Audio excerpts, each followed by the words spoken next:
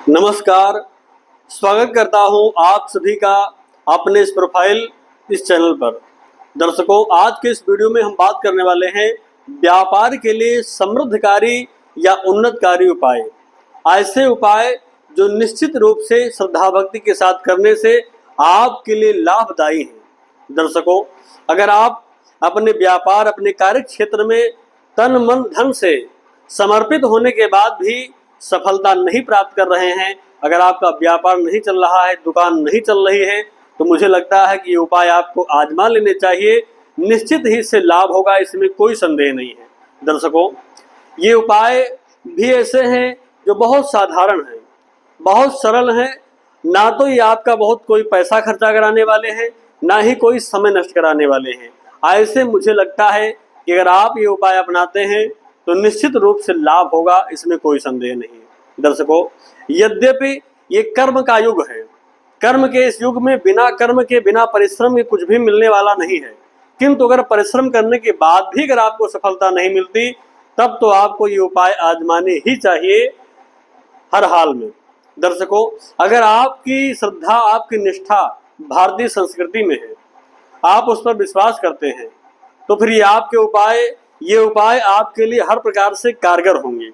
दर्शकों, हो सकता है कई बार आप जिस स्थान पर अपना व्यापार या अपनी दुकान खोले हों, बनाए हों, वहाँ की ऐसी ऊर्जाएं हैं जो आपको प्रभावित कर रही हैं, आपके तन को आपके मन को प्रभावित करती हैं।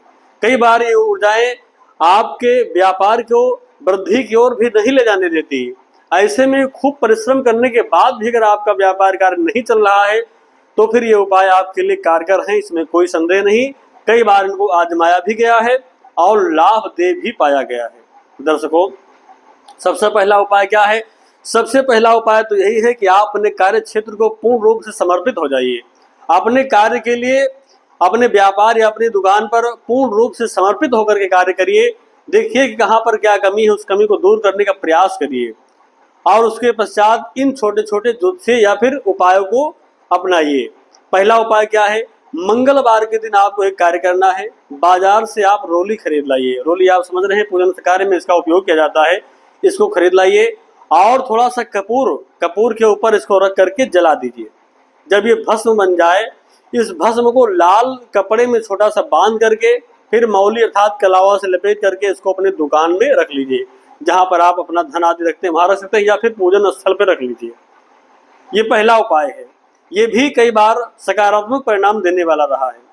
उसके बाद दूसरा उपाय क्या है? दूसरा उपाय ये है कि आप बुधवार के दिन एक धागा लीजिए, एक कच्चा सूत ले लीजिए और उसको अपनी दुकान पर सामने से नाप लीजिए। कितनी बड़ी आपकी दुकान का जो मुख्य दरवाजा है उसको नाप लीजिए। नाप करके उस धागे को तोड़ लीजिए।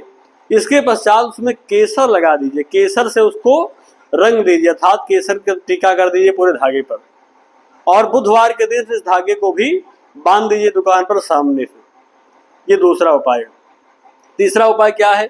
बृहस्पतिवार के दिन आप 12 गोमती चक्र खरीद लाइए या पहले से लाकर रख लीजिए। 12 गोमती चक्र ले लीजिए गुरुवार के दिन यानी बृहस्पतिवार के दिन, और उन सब पर हल्दी और केसर से टीका कर दीजिए। इसके पश्चात पीले कपड़े में इनको बांध करके भी आप अपने व्यापार या अपनी दुकान की जो चौखट है उस चौखट में कहीं किनारे बंधवा दीजिए। ये उपाय करिए। और चौथा उपाय क्या है? चौथा उपाय ये है कि जब भी आप घर से निकलिए व्यापार के लिए, तो उसके पश्चात जैसे ही आप व्यापार में आइए, अपने दुकान में आइए, अपने ऑफिस में आइए, वहाँ पर जब आप पूजन स्थल रखे हों तो पूजा करिए और उसके पश्चात वहीं बैठ करके श्री सूक्त कनक धारा का पाठ करिए। अगर आप नहीं कर पाते तो आज के समय YouTube आदि पर बहुत से ऐसे वीडियो पड़े हुए हैं जहाँ पर आपको श्री सूक्त और कनक धारा स्तोत्र का पाठ मिल जाएगा। उसकी रिकॉर्डिंग आप बजा दीजिए और पूजन भी कर लीजिए, उसको ध्यान से सुन लीजिए, स्मरण करिए उसका। ये प्रयोग करिए। निश्चित रूप से ये तय है कि इसमें लाभ आपको प्राप्त होगा।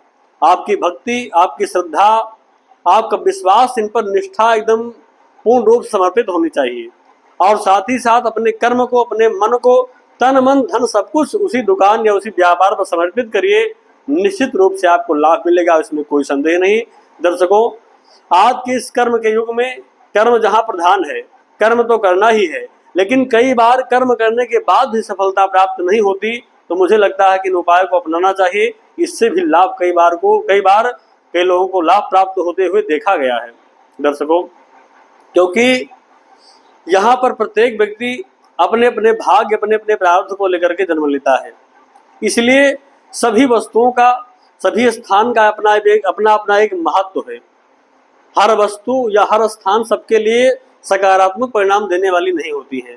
ऐसे में कोई भी वहां पर नकारात्मक ऊर्जा है तो नकारात्मक ऊर्जाओं को भगाने के लिए ये उपाय और भगवती लक्ष्मी कृपा प्राप्त करने के लिए उपाय भी निश्चित रूप से कारगर है। तो दर्शकों, आज के लिए बस इतना ही। पुनः मिलते हैं एक नए वीडियो, नई जानकारी के साथ। तब तक के लिए आप सभी को नमस्कार।